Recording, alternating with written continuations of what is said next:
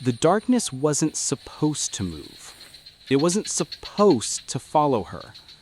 But 4 nights ago, when the sun fell too early, hours too early, she watched the shadows outside her window bend toward her house like starving animals. And now, every time she blinks, every time she looks away, the darkness gets closer.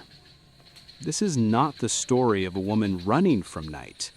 This is the story of night hunting her. And before this is over, you'll understand one truth she learned far too late. The dark isn't empty. The dark chooses. Chapter 1. Chapter 1. Don't Trust the Sunset. The first time Mara noticed the sun was wrong, she thought it was her clock, a glitch, a blinking display. Maybe daylight savings had rolled in early and with the usual quiet indifference that kept the world turning. But when she stepped outside that evening, the sky was already bruising, purple, heavy, sinking far too quickly toward the tree line. And the birds were gone. Not flying overhead, not chirping in the maples across the yard, not even rustling leaves as they settled in for the night. Just silence. A vast, waiting silence. She stopped on the porch, pushing her hair back from her face as the air cooled against her skin. The drop was immediate, unnatural, as if the warmth had been swallowed whole. The day was shrinking, and so was her chance to escape.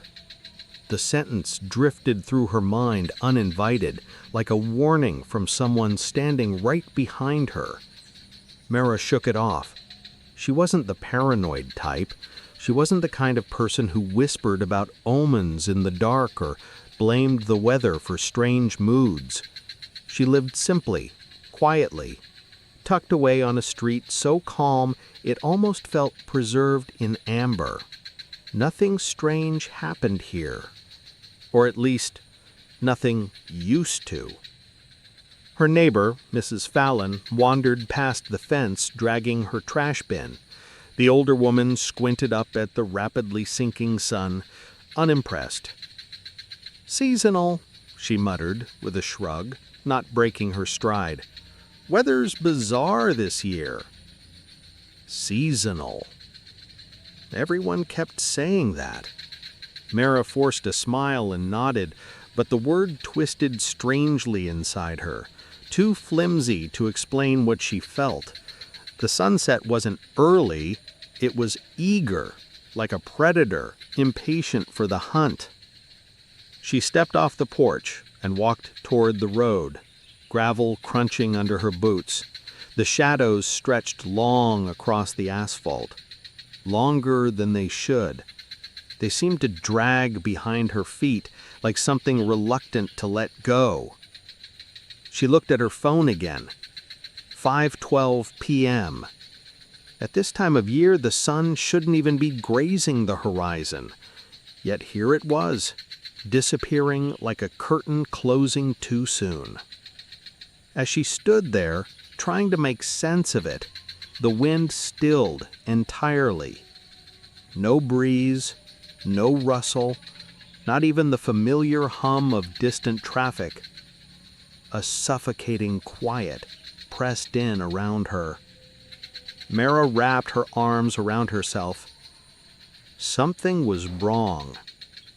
She turned back toward her house, intending to retreat inside where her lamps and warm wooden floors would give her the illusion of normalcy. But as she reached the door, she felt it again. The cold, the deepening dark, the certainty that night was approaching far faster than it ever had before. By the time she locked the door behind her, the last sliver of sun was gone, and the silence deepened. Inside, the house hummed faintly with refrigerator noise and the soft clink of settling pipes, sounds that she barely noticed on normal nights. Now they felt too loud, like the house was aware of her listening. Mara lit 2 lamps in the living room.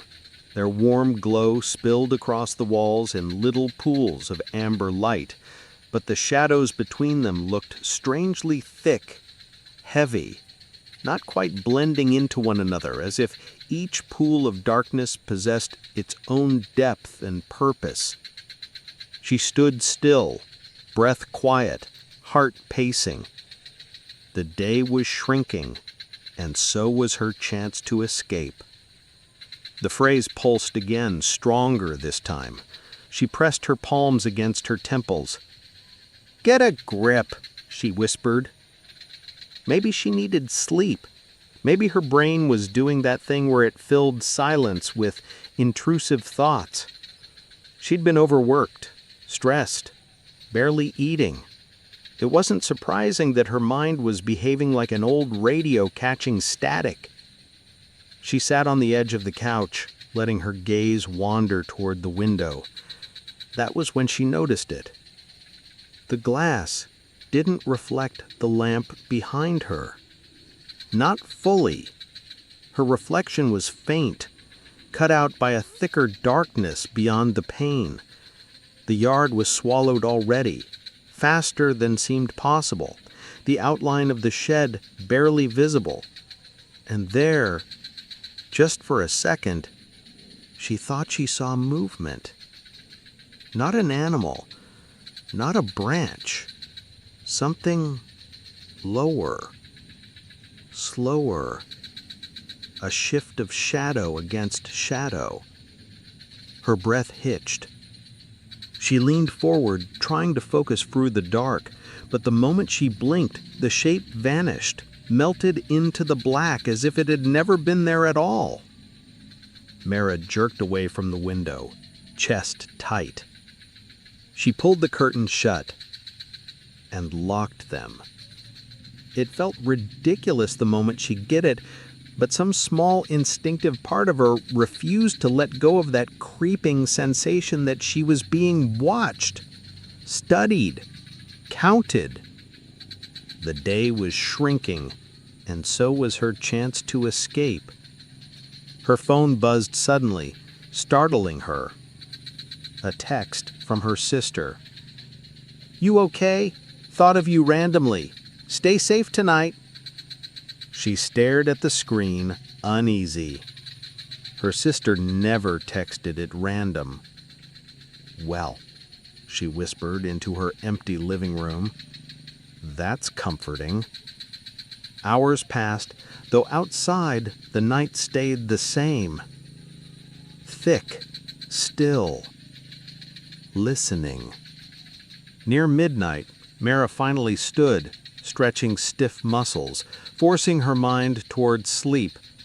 A long day at work waited in the morning, and she needed rest, not paranoia. But as she turned off the lamp, the shadows in the corner felt too close, too full, as if the darkness had been waiting for the light to vanish, eager to take the room entirely for itself. She hesitated, fingers trembling over the switch. The day was shrinking, and so was her chance to escape. Mara left the light on. Chapter 2. Chapter 2. The Darkness Knows Your Name. Mara didn't sleep well. Even with the lamp left on, even with the curtains pulled tight as bandages, she tossed in shallow, restless waves of half-dreams. Shadows moved behind her closed eyelids. A cold draft brushed her cheek despite her windows being locked. And somewhere in the house, she thought she heard the settling pipes whisper, an airy, almost conversational murmur. When she woke, her throat felt tight, as if she'd spent the night swallowing fear. The morning was pale and washed out, the kind of morning that should have felt safe. But as Mara stepped into the kitchen, she froze. The sunrise wasn't right. The sky outside was unnervingly muted, the light thin and stretched, like dawn had been smeared across the horizon instead of rising properly. Even stranger, the birds hadn't returned. No chirping, no caws, no wings fluttering over rooftops. Just that same silence, a silence that felt heavier in daylight. She hugged her arms around her ribs, trying to shake off the unease settling into her bones. "It's just weather," she muttered. "Just a weird week. People get weird weeks." But even she didn't believe it. Work helped distract her for a few hours. The office lights glowed warmly overhead. Phones rang, typing clicked. People talked too loudly and too quickly. Normal, familiar noise. Noise she didn't realize she'd missed. Yet every so often, she would glance out the nearest window. The sun had a strange way of hanging there, too still, too bright around the edges, as if pressing against something unseen. By the time she reached home that evening, she was already dreading the moment the sun dipped. And she wasn't wrong to be afraid. Twilight arrived early again, earlier than the day before. Mara walked from room to room, flicking on lights with a sense of urgency she tried to hide from herself. Every bulb felt like a shield, every switch an act of protection. Still, the shadows seemed deeper than any day before. She stood in the living room, debating whether she should call someone, her sister maybe, when she heard it. Soft. Too soft. A sound sliding through the thickening dark beyond her window. At first, she thought it was wind. Then she realized there was no wind. The whisper came again, faint, stretched, as if carried by something moving closer. Her name. Mara. She froze. Completely. Her blood cooled. Her ears rang. Her heart hammered a warning into her ribs. The sound wasn't coming from inside the house. It wasn't coming from a nearby room. It was coming from the yard, from the dark. She stepped backward slowly, her eyes locked on the window, even though she couldn't see anything through the heavy curtains. Mara. The voice was a little clearer this time, low, intentional, like someone standing just beyond the glass, leaning toward it. Her exact name, her exact intonation, as if spoken by someone who knew how she breathed between syllables. A tremor rippled down her spine. She pressed a hand against her mouth. Silence was safer now. Quieter was safer. She didn't answer. For a moment, nothing happened. Then the whisper came again, sharper this time, impatient. Mara. Her breath stilled. Suddenly, she wanted desperately to believe she'd imagined it, that sleep deprivation was playing tricks on her, that the house was settling, the wind was shifting, the trees were bending. Except there was no wind, no birds, no movement, just that voice that sounded disturbingly like her own reflection speaking from the dark. Mara took another step back. She didn't speak. And that was when the whisper changed.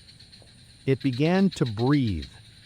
Slow, controlled breaths, perfectly matching hers. In, out, until the rhythm shifted, twisting into irritation, as if the thing in the dark was growing frustrated with her silence.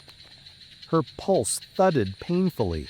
She clapped both hands over her ears, but the whisper wasn't coming from outside anymore. It was in the walls, in the foundation, in the air trembling beside her. Mara! She didn't scream, though her entire body begged her to. The lamps flickered, once, twice, long enough for the shadows to stretch across the ceiling like tendrils reaching down toward her. and then everything fell still again. A moment of perfect, choking quiet. Her knees felt weak. She sank onto the couch, trembling, trying to steady her breath. It didn't need eyes. It only needed her. The thought slithered through her mind like an unwelcome prophecy. She didn't know where it came from. She didn't know why it felt true. She only knew the voice in the darkness had not been a hallucination. It had shape, weight, and intent. It knew her name. It knew her breath. It knew her silence. And it had spoken with the confidence of something that would speak again.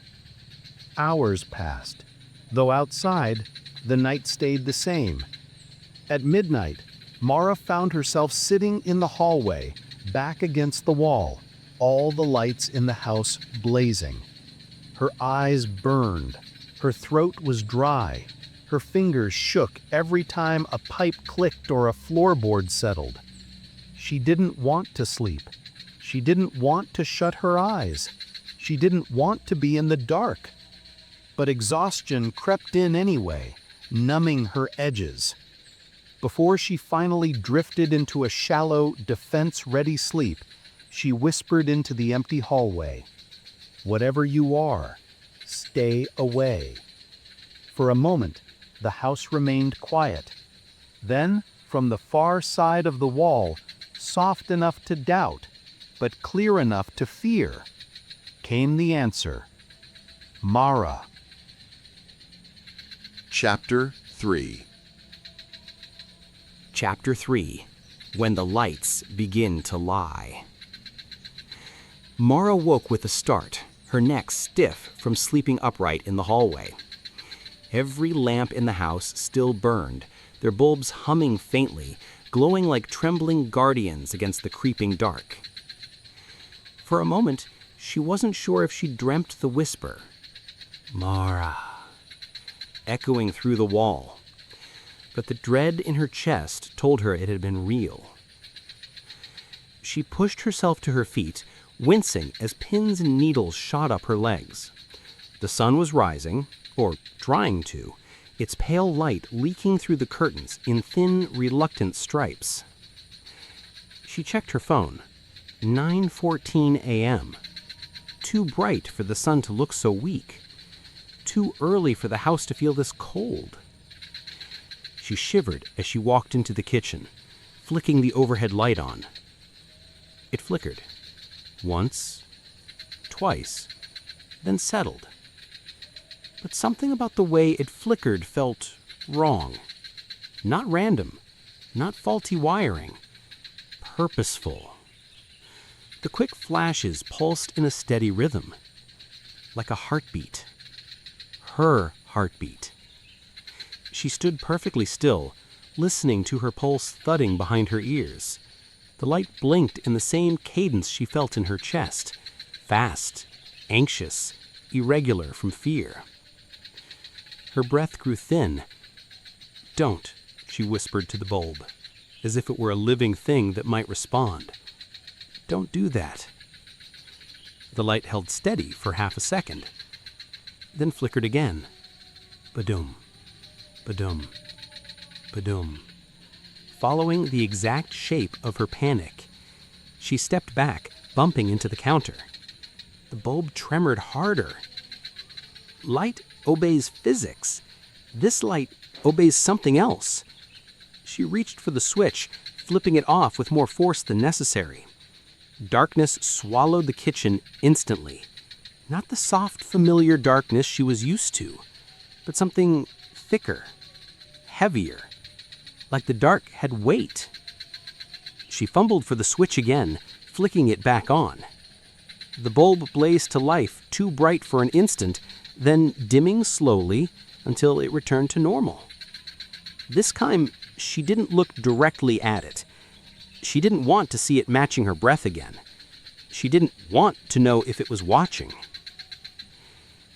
The rest of the morning passed uneasily. She tried to work from home, answering emails with shaky fingers. Every few minutes, she glanced at the lamps, waiting for another unnatural flicker. Waiting for proof she wasn't imagining everything, waiting for proof she was. But nothing happened. For a brief, fragile hour, the house seemed normal. Almost. Then Mara remembered the flashlight. She dug it out of a kitchen drawer, a solid metal one with fresh batteries she'd recently replaced. It clicked on with a clean, steady beam. She exhaled in relief. Maybe she'd been wrong. Maybe the flickering was just old wiring after all. She walked to the living room, sweeping the beam along the walls, ceiling, and floor. Everything lit up normally. She turned toward the window, toward the far corner where the shadows always gathered deepest. The beam dimmed, just a little. She frowned and stepped closer. The light weakened further, flickering like a candle in a storm. But there was no storm, no wind, no draft, no reason at all. She aimed the flashlight directly at the corner. It sputtered, gasping, choking, then died. Completely. She tapped the flashlight hard against her palm. Nothing. Dead. She stepped away from the corner, confused. The flashlight flickered back on, bright and steady. Her stomach dropped. "That's not possible," she whispered. She pointed it again toward the corner. The beam stuttered, barely aglow, like the darkness itself was swallowing it, rejecting it. She lifted the light slowly, carefully, toward the top of the corner where the ceiling met the wall. The beam died again. And this time, she heard something. A soft, thin breath. Not hers. Her heart lurched painfully. She backed away so quickly she nearly tripped over the coffee table. The moment she crossed the threshold into the hallway, the flashlight flared back to full power, blindingly bright for a split second, then steady. She stared at the flashlight, horror rising in her throat. Light obeys physics. This light obeys something else. As the day crawled on, she found herself checking every room, testing lamps, switching flashlights, turning lights on and off as if searching for a pattern. She didn't find one. Or rather, she found too many. The lamp in her bedroom dimmed whenever she stood beside her closet. The hallway light brightened when she whispered, "Stop." The bathroom light flickered in what felt like anticipation when she approached the mirror. By late afternoon, she stopped checking them altogether. She couldn't handle the way they seemed to react, as if listening, as if learning, as if waiting. Twilight bled into the sky again. Too early, too dark, too eager. Shadows crept up the walls like rising water. Every light in the house burned at full brightness, but the spaces between them felt like deep wells. Mara sat on the couch, knees drawn to her chest, flashlight clutched tight in her hand. She didn't point it at the corner again. She didn't dare. Hours passed, though outside, the night stayed the same. Thick, heavy, breathing. At some point, the overhead lamp in the living room flickered, once, sharply, badoom, mirroring her startled heartbeat. She held still. The lamp flickered again, badoom, badoom, badoom, matching the next. Her pulse quickened. The light followed, faster, sharper, more frantic. Her throat tightened. "No," she whispered. "Stop! Stop it!" The light froze, steady, silent. obedient, almost listening. A tremor rippled through her. Light obeys physics. This light obeys something else. She didn't sleep that night. Not even a minute. Because every time her eyes grew heavy, she felt the lights watching her, waiting for the moment she slipped into darkness, waiting for the moment she lost control of the one thing she could still choose, whether the light stayed on. Chapter 4. Chapter 4. You weren't alone last night. By the time morning arrived, Mara felt hollow. Her body moved through the house, but her mind lagged far behind, still clinging to the memory of the lights pulsing like a frantic heartbeat the night before. She showered, dressed, and ate without tasting anything. Her thoughts kept circling the same chilling truth. If the lights were reacting to her, then something was influencing them. Something in the house. Something that wasn't her. She tried to distract herself by focusing on her routines. Coffee brewing, emails piling up, the faint murmur of local news on the TV. But unease clung to her like static. Eventually, she turned toward her front hallway and hesitated. Her security system. She rarely checked it. The neighborhood was safe, almost unnervingly calm. But last night had felt different. Wrong. Like something was inside with her. The idea made her skin crawl. But she needed to know. She opened the app. The loading wheel spun for a moment before the thumbnails appeared one by one in neat little squares. Front door, back door, hallway, living room, kitchen. Nothing unusual at first, but when she clicked on the clip labeled Living Room, 2:14 a.m., her heart stumbled. There she was, curled on the couch, knees to chest, holding the flashlight. Unmoving, exhausted. But she wasn't alone. Behind her, in the darkest part of the room, stood a tall, thin silhouette. It wasn't human-shaped in a normal way. Its proportions were off, too long in the limbs, too narrow in the torso, as though someone had stretched a shadow into the rough idea of a person. Mara's breath stopped. The figure didn't move, didn't sway, didn't shift its weight. It simply stood there, inches behind her.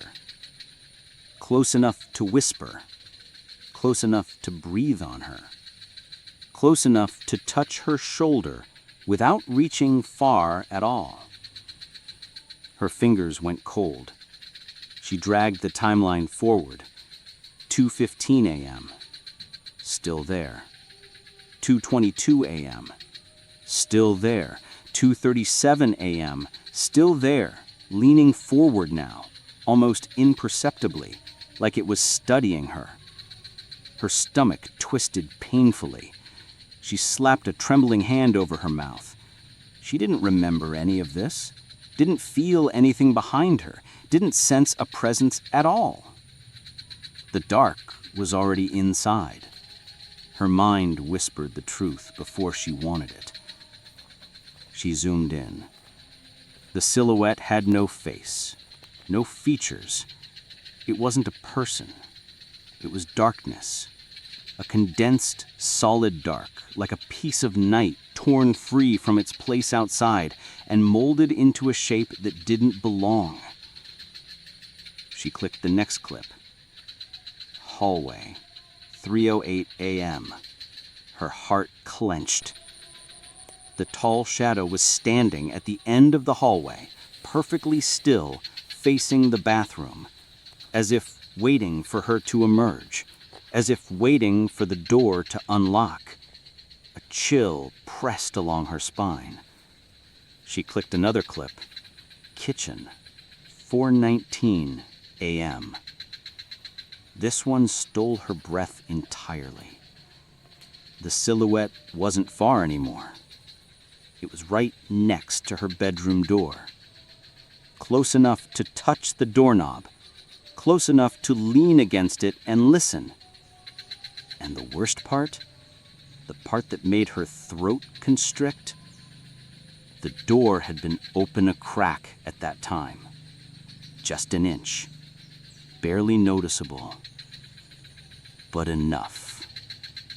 Her grip tightened on her phone until her knuckles went white. She couldn't stay here. She had to call someone, her sister, a friend, police, anyone. But the moment she reached for her phone again, a shadow passed by her front window. A tall one. Her heart lurched painfully. She turned, breath sharp, but the window was blank again, just pale morning light leaking through dusty curtains. Maybe she imagined it. Maybe it was a tree. Maybe. A knock shattered her thoughts. 3 sharp raps. Too loud, too sudden. Mara flinched. She approached the door slowly, cautiously, peering through the peehole.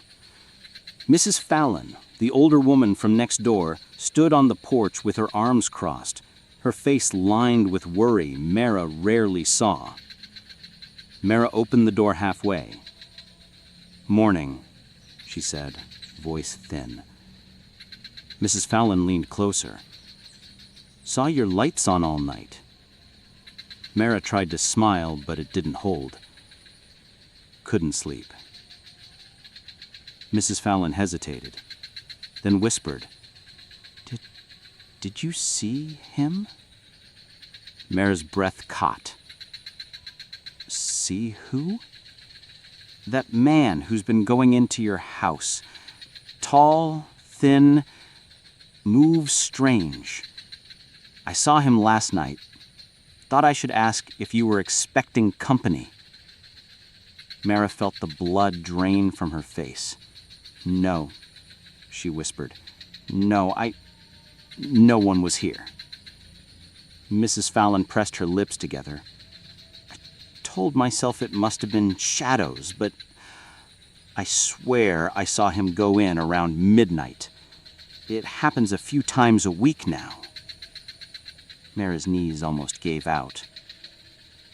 "A few times?" Mrs. Fallon nodded grimly. "Footsteps without footprints, doors without knocks. I figured it was a trick of the light." Mara shook her head slowly. "There are no footprints, inside or outside." Mrs. Fallon's eyes softened with fear.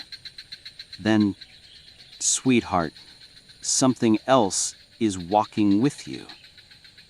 A long, cold silence stretched between them. The dark was already inside. It echoed in Mara's mind like a heartbeat. Before she could respond, Mrs. Fallon stepped back, clearing her throat in a trembling attempt at normalcy. "If you need anything, I'm right next door." She left without another word.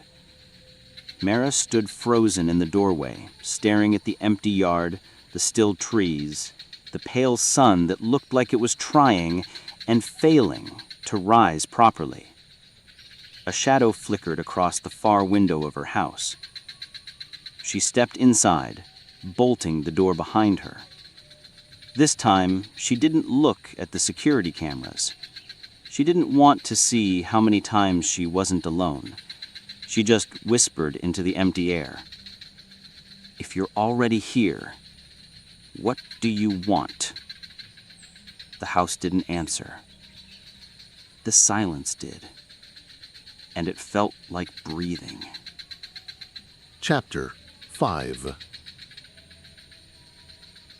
Chapter 5. The shadow at the door isn't yours. Mara didn't remember the last time she breathed without feeling watched. The house had become a maze of edges and corners, places where the dark seemed to gather, pooling like standing water. Even in daylight, the shadows clung thickly along the baseboards as if the sunlight itself was too weak to push them away. She walked carefully through each room, turning on every lamp she owned. The bulbs hummed, protesting, but they stayed lit. For now. Coffee steamed weakly in her mug. The smell did nothing to settle her stomach. Her phone vibrated beside her. A message from her sister. "Call me today. I had a weird dream about you." Mara stared at the text, a cold pulse of dread sinking into her ribs. She didn't respond. Talking didn't feel safe anymore. Instead, she stood and walked toward the hallway mirror. She needed to make sure she still looked like herself, needed proof she wasn't unraveling. Her reflection stared back, pale, tired, eyes ringed with sleepless fear. But something was wrong. Her shadow. It didn't move with her. She turned slightly to the left. Her shadow remained still. A delayed breath escaped her lips as the shadow slowly, far too slowly, turned to follow, as if waking late from a heavy sleep. Mara froze. She lifted her arm. The shadow hesitated, then followed. 3 seconds behind. She lifted her other arm. 3 seconds, then movement. Her heartbeat slammed against her ribs. Slowly, she stepped back from the mirror. Her shadow stayed rooted to the floorboards for a moment, just standing there before it slid after her, lagging in staggered, jerky motion, like a puppet learning how to mimic its master. Her breath thinned to a whisper. "What is happening to me?" The hallway light flickered. Her shadow flickered with it, but did so in a way that didn't match the lighting at all. It stretched sharply forward, as if lunging, then snapped back into place. She stumbled backward, hands slamming against the wall. The shadow did not stumble. It simply watched her. If a shadow could watch. It wasn't following her anymore. It was leading. The sentence whispered through her skull, cold as ice water down her spine. The rest of the afternoon blurred into moments of fear and forced calm. She sat on the couch, wrapped in a blanket, watching the windows. The daylight felt thin, watery, barely holding back the inevitable arrival of night. She checked the time. 4:02 p.m., too early for it to be this dim. Her gaze drifted downward. Her shadow on the floor stretched toward the front door, even though the angle of the light should have sent it the opposite way. She swallowed tightly. No, not again. The shadow twitched. Just a slight ripple, like something beneath the surface of water brushing upward. Her skin prickled. Slowly, the shadow stretched farther, reaching its arm toward the doorframe, flattening its shape to slide closer. No. Her voice cracked. She stood abruptly, and the shadow snapped back to normal, like it had been caught. But the moment she breathed out, the lights went out. Every lamp, every bulb, every trace of light vanished in a single choking instant. The sudden darkness smothered the room like a thick cloth slapped over her head. "Oh God, no, please!" Her shaking hands fumbled for her phone, for anything bright enough to keep the dark at bay. The phone lit up, dimly, weakly, not nearly bright enough. And then she saw it. Her shadow. It wasn't beneath her anymore. It was standing upright. Tall, thin, perfectly vertical behind her. Her pulse hammered so fast she thought she might pass out.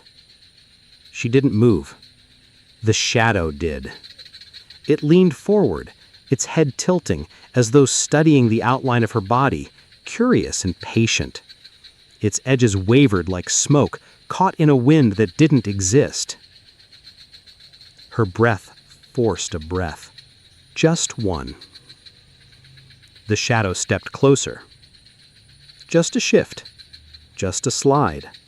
Barely enough to register, yet enough to send a terror ripping through her chest. No, don't. The shadow tilted its head the other way, mimicking the shape, but not the timing of her movement. Always late, always lagging, always performing its own interpretation. A faint electric buzz hummed in the walls. The power flickered back for one blinding second, then died again. In that single flash of light, she saw the shadow rise even higher, stretching unnaturally upward, flattening its head against the ceiling like black mist pressed into a human mold. Her vision swam. Her throat struggled for air. She scrambled backward until her spine hit the wall. Her shadow pressed closer. Closer. Each time the phone dimmed, it advanced. Each time the screen brightened, it froze. It wasn't following her anymore. It was leading. Her mind screamed the truth, but her body couldn't move. For a single horrifying moment, the shadow's arms stretched toward her chest, two-dimensional fingers reaching, pulling, shaping themselves into something real, before the power surged violently back on. Every light in the house blazed. The shadow collapsed flat on the floor, snapping into place beneath her like nothing had happened. Everything was still. Everything was wrong. Mara stood there shaking, heart clawing its way up her throat. She looked down at her shadow. It lay perfectly still. Too still. Not breathing with her, not moving with her, just waiting. She whispered into the charged silence, "What do you want from me?" A faint ripple wavered across the shadow, not in response to her movement, but to her fear. Her heart slowed, but a whisper in the walls made it race again. "Mara!" And the lights flickered. Once. Just once, as if warning her. Her shadow wasn't the only thing in the house that was learning. Chapter 6. Chapter 6. Run before the floorboards start breathing. Mara didn't realize she'd fallen asleep until she woke to the sound of the house breathing. It was faint at first, a long, slow creak followed by a drawn-out sigh, then a pause, then another creak, slightly deeper, slightly longer. Not random, not shifting wood, a pattern. The floorboards inhaled, exhaled, inhaled again. She lay completely still on the couch, listening to the rhythm vibrating through the bones of the home. The walls seemed to pulse softly with each breath, expanding ever so slightly, as if something massive lay beneath them, resting, waiting, waking. Her heart pounded in a panicked flutter. No, not this, not again. But the house continued its slow, deliberate breathing, and each exhale brushed cold air across her ankles where the blanket had slipped away. Her skin prickled. The air smelled different, damp, earthy, like soil freshly turned, with something buried beneath it. Something that did not want to stay buried. She sat up, pulling the blanket tightly against her chest. The breathing continued. Closer now. The boards under the coffee table dipped a fraction of an inch, as though something heavy had pressed upward from the ground below. The table rattled softly on its legs. Mara swallowed hard. The house wasn't haunted. It was complicit. Her own mind fed her the phrase again, steady and certain.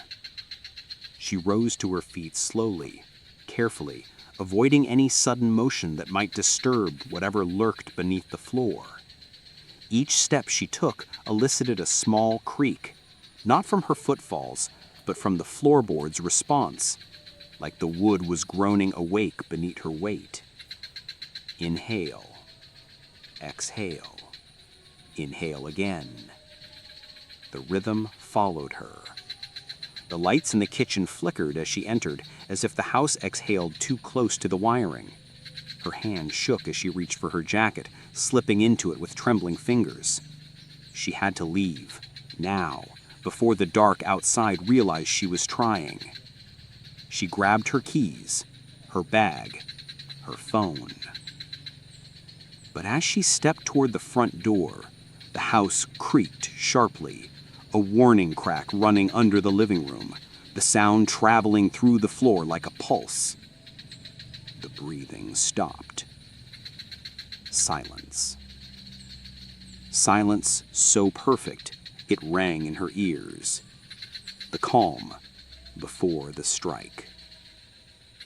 Mara's breath hitched. She placed her hand on the doorknob. It didn't turn. She pressed harder.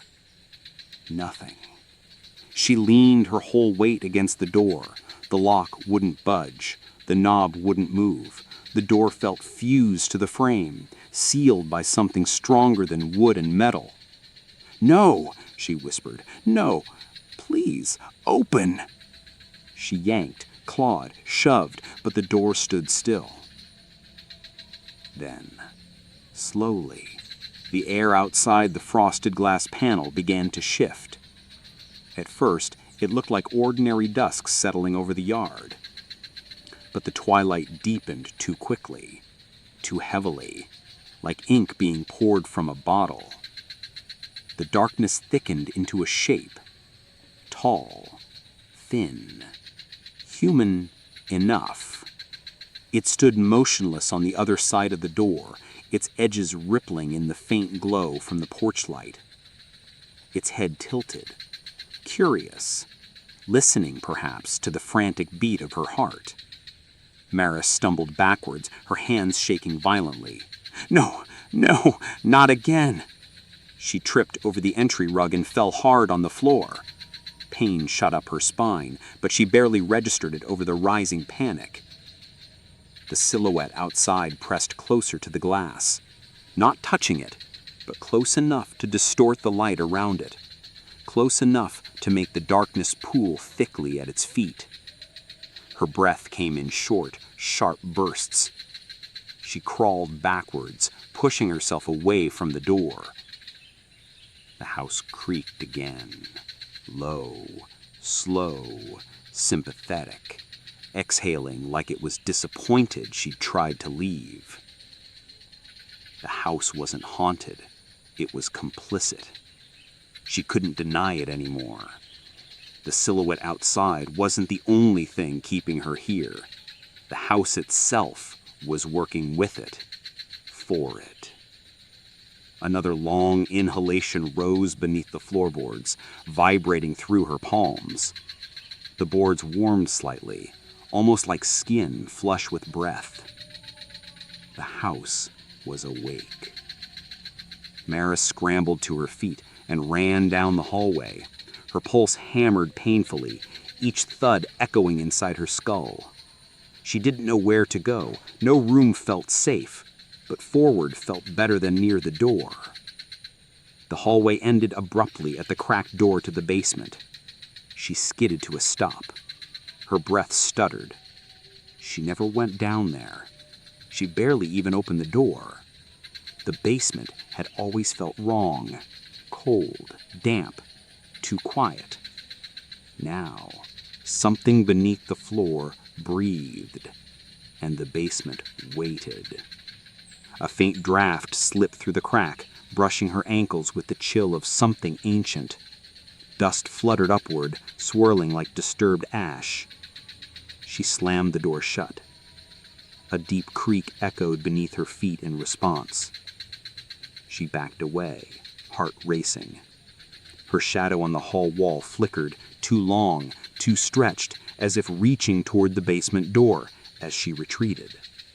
No, don't do that. The light above her buzzed sharply. then steadied. But the breathing below continued. Slow, rhythmic, patient. She pressed a trembling hand to her mouth. She couldn't stay in the hallway, but she couldn't go back to the living room either. The silhouette outside still lingered. She could feel its presence pressing against the house, wearing the night like a second skin. Trapped. She was trapped. A soft knock broke the silence. Not from the front door, but from beneath the floor. One knock, then another, then a third, long, drawn out, almost beckoning. Her breath collapsed into her chest. She whispered, "Please, don't come up here." The floorboards shivered, just once, just enough to let her know it heard her. And the house exhaled again, this time from directly underneath her feet. Chapter 7. Chapter 7. The dark remembers what you fear. Mara stayed frozen in the hallway long after the last knock faded beneath the floorboards. She tried to breathe evenly, but the air felt thick. Heavy with something invisible pressing in from all sides.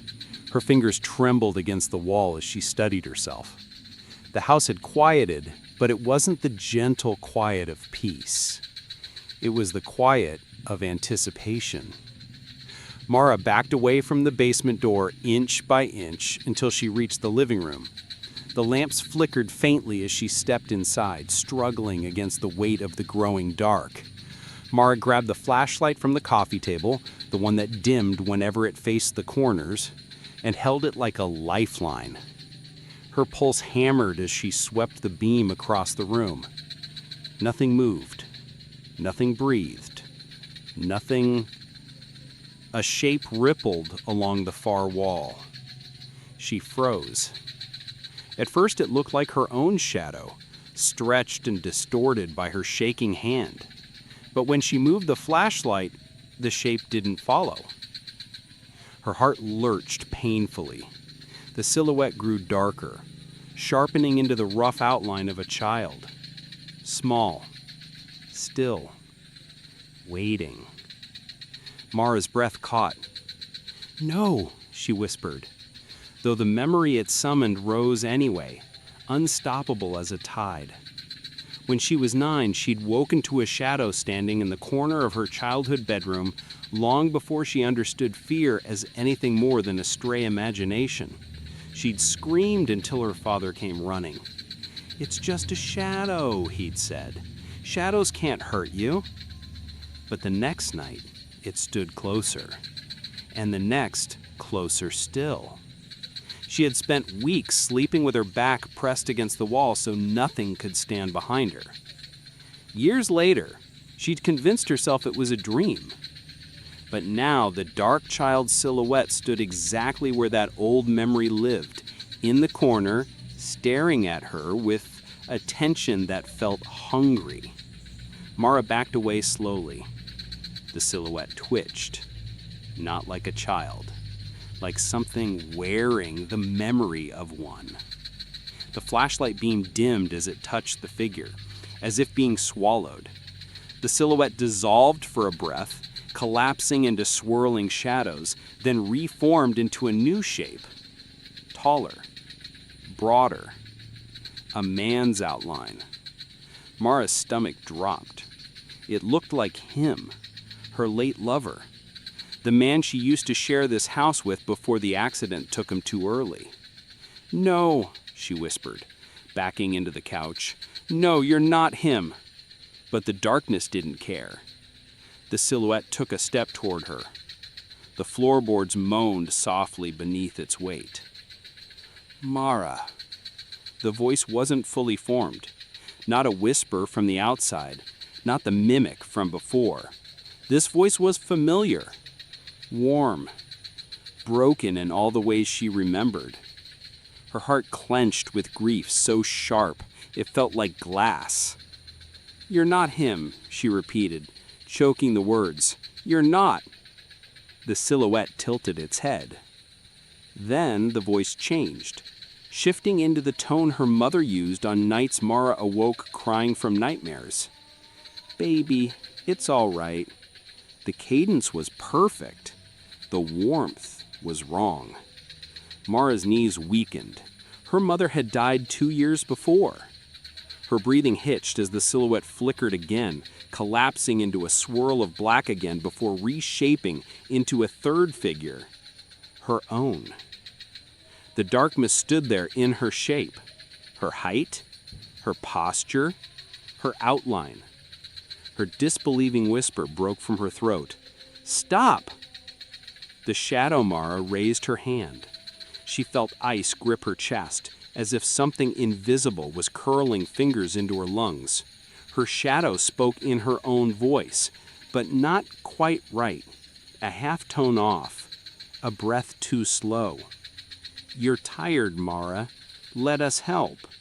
She stumbled backward violently, slamming into the wall. Her flashlight flickered out entirely. Darkness filled the room like rushing water. Shapes swirled around her, memories made of shadow, figures she thought she had buried long ago. The girl in the mirror from childhood, the trembling silhouette of her lost lover, the towering outline of a stranger she used to fear in her early 20s when walking alone at night. They rose like ghosts, whispering, calling, crooning. "Mara, Mara, Mara." Their voices overlapped in a dreadful chorus. The darkness remembered everything she had ever been afraid of, and it wanted her to know it. It wasn't hunting her body, it was hunting her mind. She crawled backward on her hands, breath ragged, trying to escape the swirling silhouettes that remembered too much. But everywhere she looked, the memories followed, shifting, merging, splitting apart in a constant dance of accusation. "You're alone. You shouldn't have stayed. You should never have come back to this house. You should have let us in." "Stop!" she screamed. "Stop talking!" The shadows froze. Every one of them. Then, slowly, the figure shaped like her own body leaned forward. It whispered, "But you did let us in." A cold rush of air blew across Mara's cheek, the same cold she felt when the darkness whispered her name on the very first night. Her entire body shuddered. She scrambled to her feet, sprinting blindly through the room, crashing into furniture, knocking over a lamp whose shards scattered across the floor. She didn't care. She just needed to get away from the silhouettes that remembered too much. She ran for the hallway that felt too long, too narrow, too heavy. And as she crossed the threshold, the whispers cut off abruptly. The shadows didn't follow, but the house groaned beneath her feet, long, low, thrilled. It wasn't hunting her body. It was hunting her mind. Her eyes burned with tears. She didn't dare look back, not because she feared what she'd see, but because she feared she'd see herself again. Chapter 8. Chapter 8, Don't Blink or It Will Move Again. Mara didn't realize she'd stopped breathing until her chest ached for air. She stood in the narrow hallway, back pressed to the wall, shaking from the remnants of the nightmare the darkness had shown her. Memories twisted into silhouettes, people she loved reshaped into shadows with hungry edges. Her pulse thudded behind her eyes. She needed light. She needed distance. She needed anything familiar. She stumbled into the living room. Every lamp still glowed, but their light felt weak, like they were being siphoned by something unseen. The corners remained thick with darkness, pulsing faintly, as if alive beneath the glow. Mara rubbed her eyes, exhausted. Just a brief moment, just a blank. When she opened them, something had moved. Her breath froze. The shadow near the far corner, It wasn't where it had been before. It had shifted slightly to the left, no longer pressed against the wall. The change was small, subtle, barely noticeable unless you were watching for it. Mara stepped back slowly. "No," she whispered. "No, you didn't." Her gaze didn't leave the shadow. She blinked. It moved again. Not much, just an inch, but enough. Her heart slammed painfully against her ribs.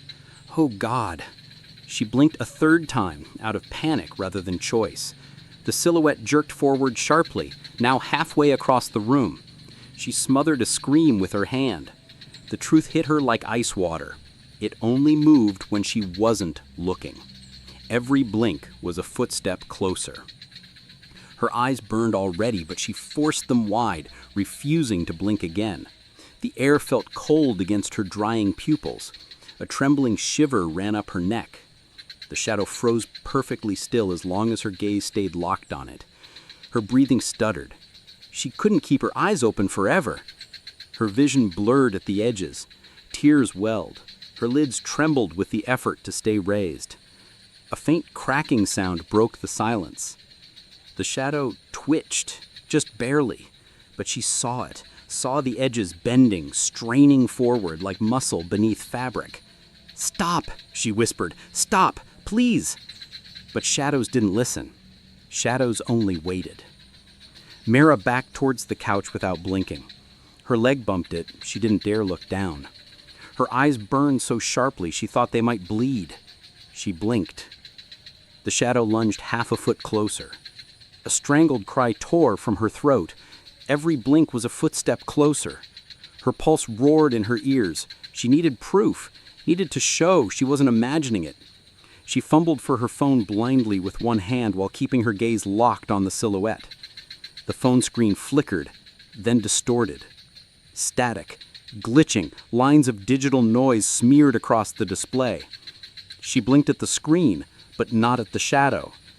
The moment her eyes left it, even for a fraction of a second, the shadow filled half the room. She gasped, panic ripping through her chest.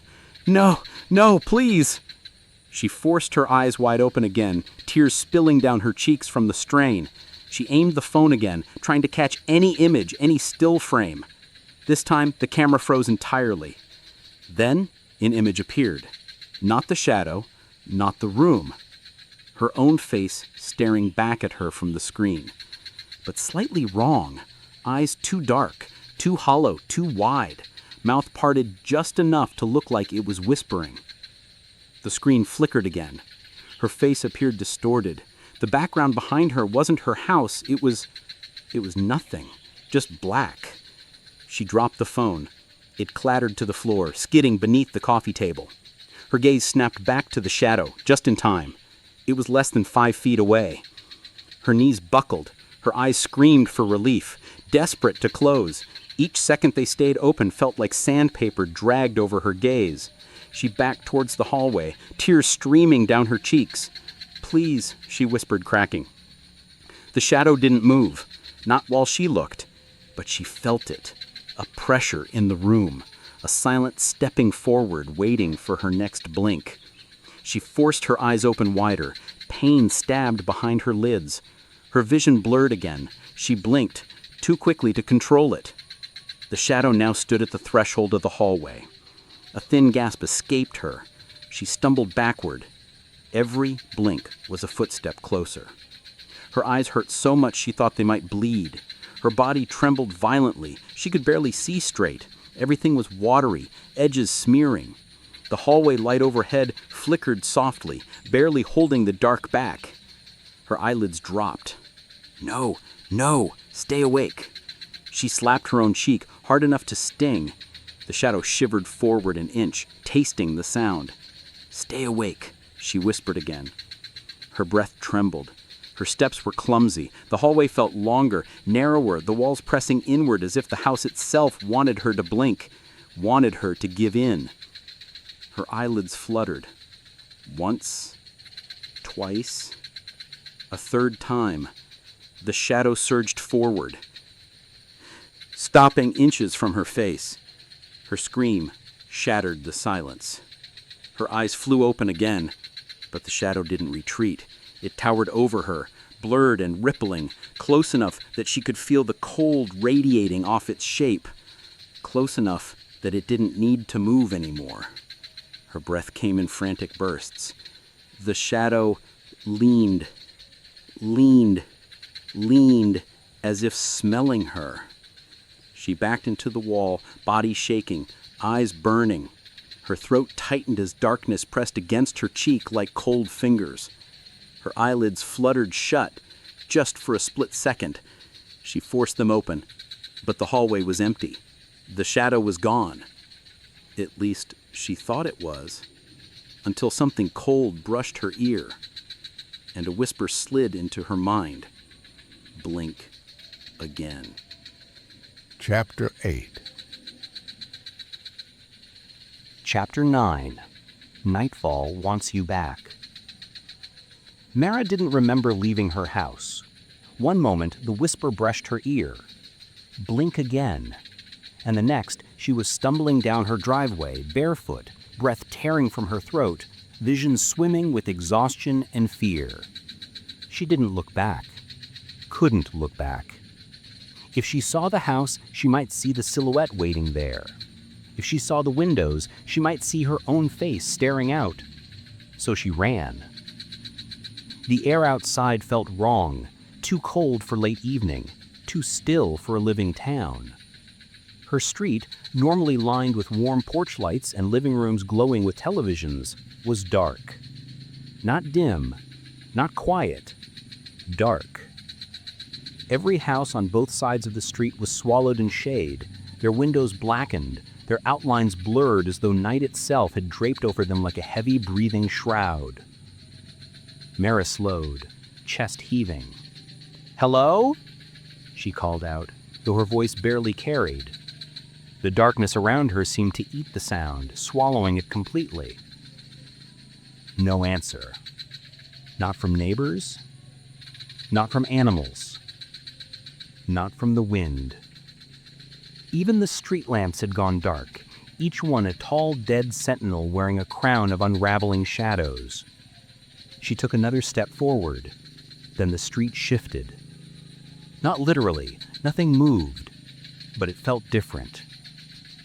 Longer. Narrower. The edges less defined, as if the darkness were stretching the road. Her stomach clenched. "Keep moving," she whispered. "Just keep moving." She clutched her phone, still cracked from where she dropped it during Chapter 8, and used the weak screen glow to guide her. It wasn't much, barely enough to illuminate her own feet, but it kept the dark from closing fully. For now. 2 blocks down, she found the first survivor. A man in his 30s sat on the curb beside a darkened gas station, rocking back and forth with his head buried in his hands. His coat was torn, his face was streaked with soot. When he heard her footsteps, he snapped his head up. "Stay in the light," he rasped. Mara stopped several feet away. "What happened here?" He laughed, a dry, broken sound. "You're marked. I can see it on you." She stiffened. "Marked?" He nodded slowly, eyes wide and shining with a fear that seemed older than the moment. "The early sunset. It chooses people. Happens before everything else. It wants you first." Her pulse hammered. Her voice trembled. "How do you know that?" "Because it chose me yesterday."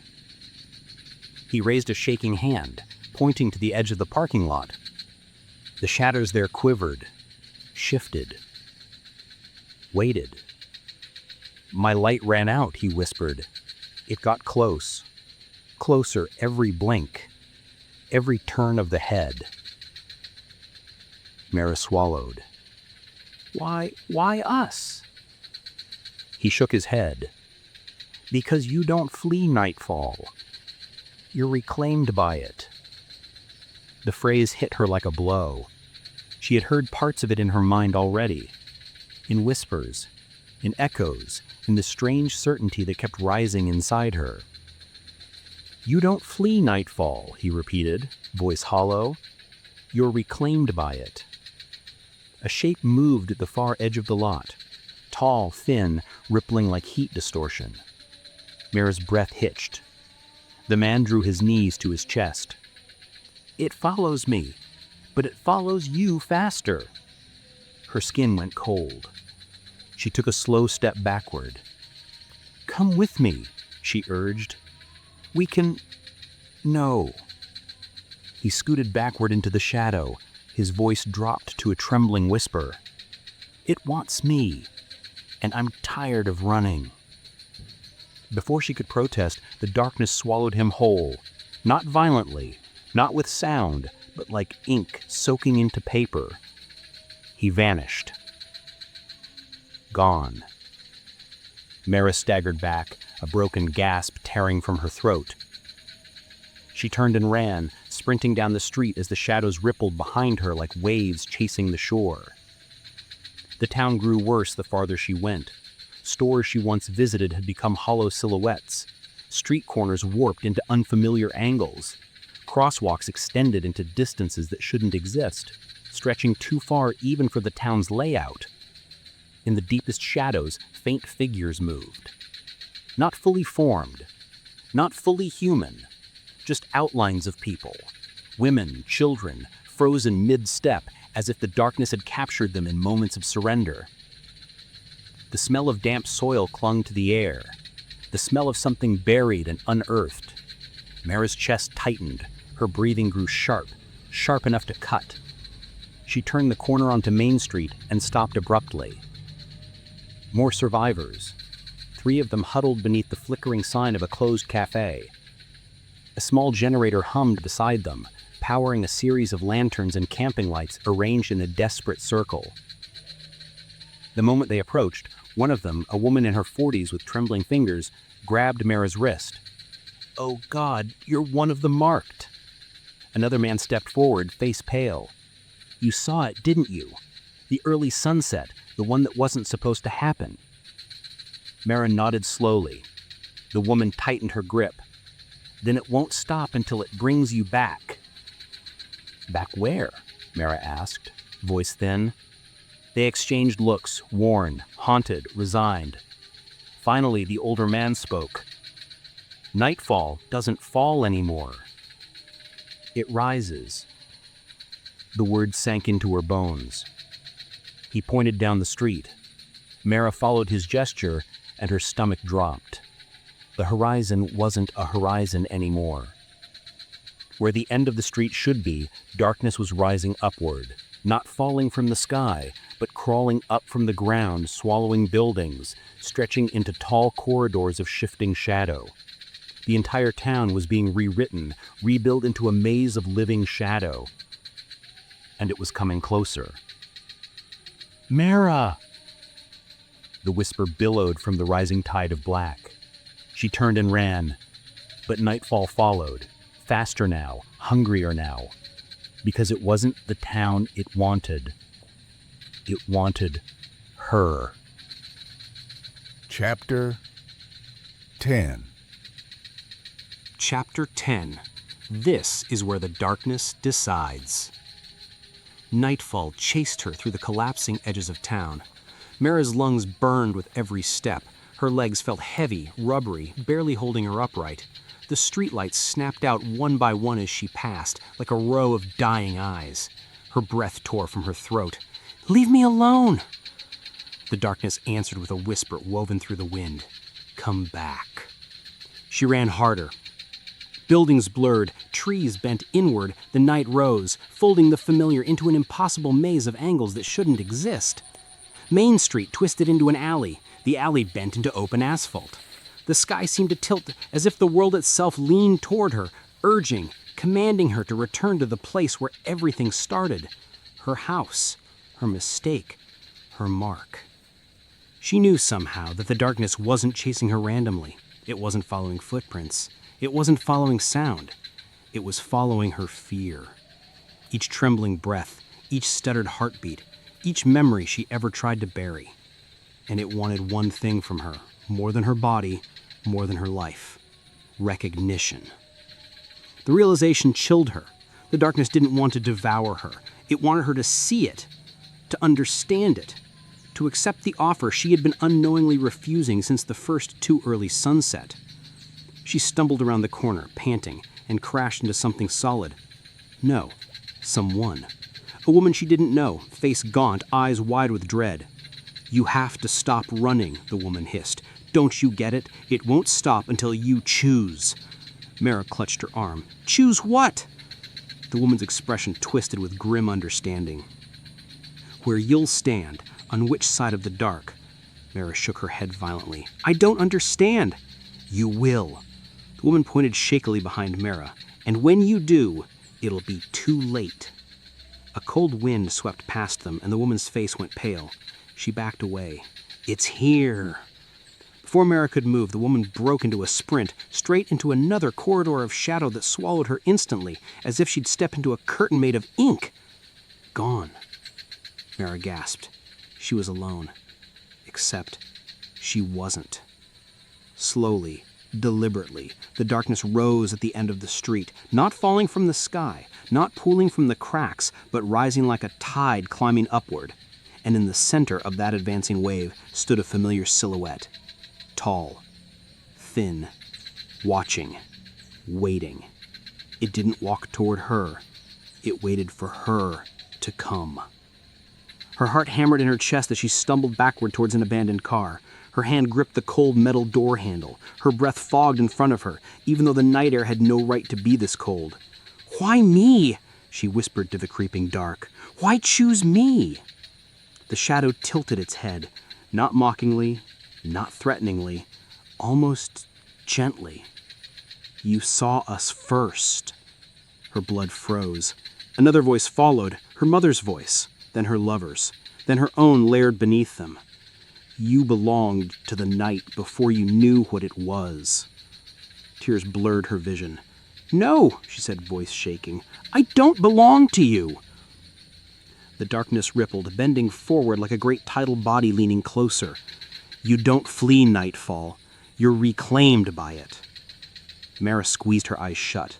Images swarmed behind her eyelids, the shadow that learned her name, the light that obeyed her heartbeat, the silhouette standing behind her at 2:14 a.m., the basement breathing, the child-shaped fear from her childhood, the reflection that wasn't hers. Everything led here. Everything pointed to this. She opened her eyes, and the darkness stopped advancing, as if waiting for her decision. The truth settled inside her like a weight she had carried all her life. This wasn't a chase. This was a choice. The darkness wasn't forcing her. It was inviting her to surrender, to recognize it, to join it, to let go. Her voice trembled. "What happens if I say yes?" The shadows rose higher. The silhouette stepped forward, slow and patient. When it spoke, every voice she had ever loved resonated through it. "Then you will be never alone again." Her eyes burned with tears. The offer was a knife disguised as comfort. "And if I say no?" The shadows stilled, then receded, just an inch. Enough to matter. Enough to tell her the truth. It couldn't take her. Not unless she agreed. Her breath came in a trembling rush. "In the end," she whispered, recalling the phrase that had appeared in her mind throughout the last days. "The dark doesn't take you. You choose which side of it you stand on." The silhouette wavered, another inch backward. The choice was hers. Fear surged through her, despair, anger, grief. But beneath it all, a spark of something fragile but persistent. Will. Her own. Mara stepped forward, not toward the shadows, but toward the faintest glow of a breaking horizon behind her, a thin line of light. Too early for dawn, but real enough to matter. "No," she whispered to the darkness. "I choose me."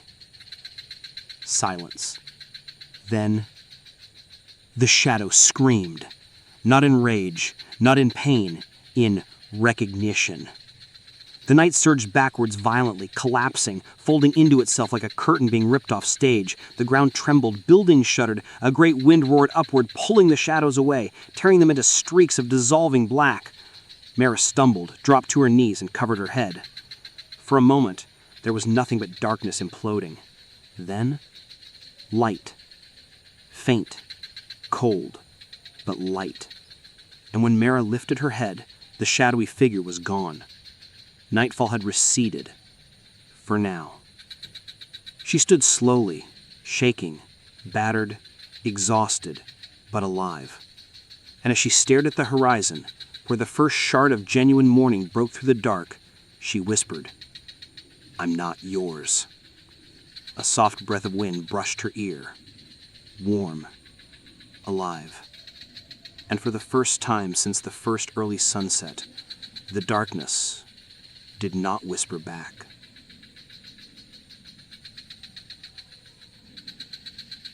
The darkness was never just night. It was never just the absence of light. It was hunger. It was memory. It was every fear we bury that waits patiently for its chance to rise. Mara learned what so many ignore. The dark watches. The dark listens. And the dark chooses its moment with perfect patience. And when it came for her, it didn't need claws or teeth. It only needed her silence. It only needed her surrender. But listen carefully, because this part is for you. The darkness in her story is the same darkness in yours. The corner of your room, the hallway at night, the place your eyes avoid, the moment you look away. You think you're safe because you keep the lights on. You think the dark doesn't notice you. You think it isn't moving. But it is. It always is. So before you leave this story, ask yourself one final question. When the dark comes looking, will it find you?